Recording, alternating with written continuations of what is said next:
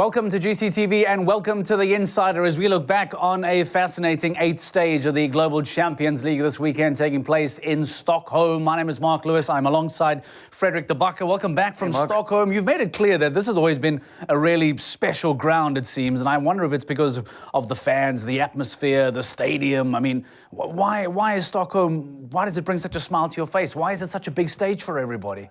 I think it's the fans. Yeah. But for example, in Hamburg, you've got more fans than in Stockholm. But the way the stadium is positioned with the curve of the track and field, the track, it works like an amplifier. The sound, the noise goes round, swirls around in that stadium. It gets so loud from a few voices. You get a whole lot of decibels, and it's really impressive how much noise that 6,000 Swedes can actually produce. And it really pushes riders and teams forward. It's amazing. 6,000 Swedes all cheering for the Stockholm Hearts powered by H&M, who rose to the occasion, came to the party and delivered a fairy tale ending, finishing the GCL in first place.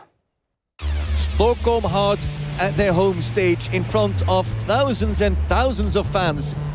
Malin Pajet-Jansen and Peter Fredriksson have to go all in.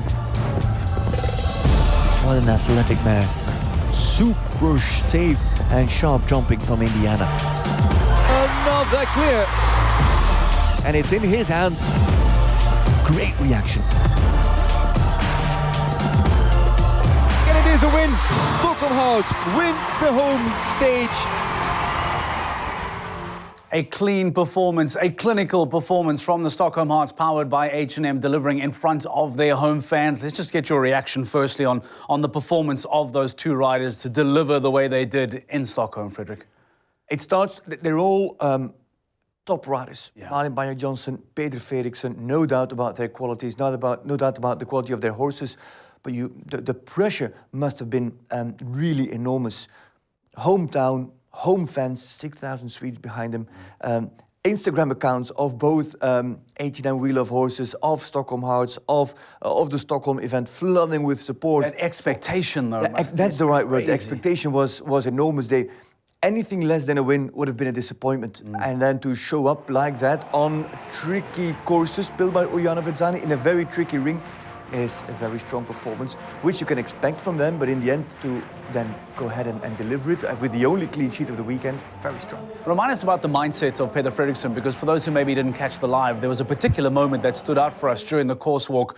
Take us back to that moment, remind us what happened, and again, just talk to us about that headspace that Peter Fredriksson in particular puts himself in. I understood already from the media team of Global Champions League that Peter had indicated that he didn't want to do too many interviews. He wanted to be left alone a little bit. It was an important stage for him to perform well there in Stockholm. And even during the course walk, where normally he's always focused, he's always writing things down on that little paper of his. But normally you can go up to him and ask him a question about the course or get a reaction.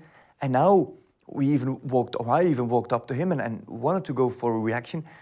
Didn't even bother to say, no, sorry, no time. No, so in the zone he was, right? I'm not saying he was impolite. I even think he just didn't hear me. Yeah. He wasn't aware. He didn't even see me. He wasn't aware that I was there. He was just there on his own, walking the course, whether there were 6,000 Swedish fans or not. He was all alone in a Stockholm stadium. I agree. To me, that's not a manners thing. You'll struggle to find a more polite man than Peter Fredriksson. It was about being dialed in and locked into that course walk, that there was just no distraction around him at all. Before we take a look at the impact of that, let's show you how things ended in Stockholm, because this actually makes for important reading here, because Stockholm Hearts, powered by H&M, go on to win the events. They finish on top of the podium ahead of a very good performance from Shanghai Swans, who will feel hard done by that a single time fault denies them a win, and a strong performance from the Rome Gladiators. But the talking point of this particular conversation, Frederick, is the impact that this Stockholm Hearts victory has had based on their rivals around them, because you've made it clear to us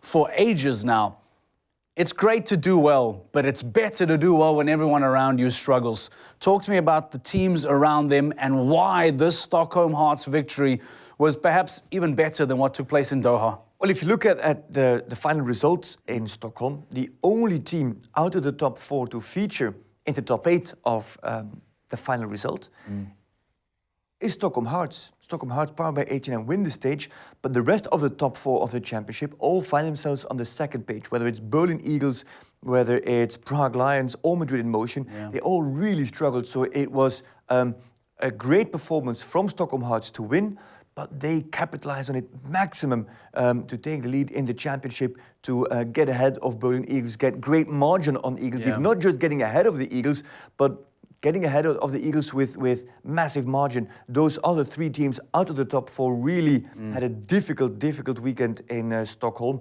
and I hope that it won't cost them too much at the end of the season, but this could, looking back, this could be a pivotal stage on the overall championship. It's early days to say, but it just might be that some teams will not be in top 4 because of this weekend. Yeah, let's show you the bottom half of the table and remind you what Frederick's pointing out, how some of these top teams that have been competing really struggle. Berlin Eagles, your previous championship leaders, down in 10th. As he mentioned, Madrid in Motion, 14. Prague Lions eliminated because of that Peter de Vos elimination, down in 16th. And this just further reiterates the idea of being able to cash in when your rivals do not perform very well. And that's something that will go down this week. And as Frederick said, maybe arguably at the end of the season, we might look at this event that could have cost Berlin Eagles the championship, or Hamburg Giants a top 4 place. Exactly. Because this could be the weekend, correct? Yeah, absolutely. Prague Lions sitting in second, riding on that crest of a wave. 2 wins in the south of France at the Côte d'Azur, where the weather is warm. Now up north in Scandinavia, a little bit colder and wetter, and they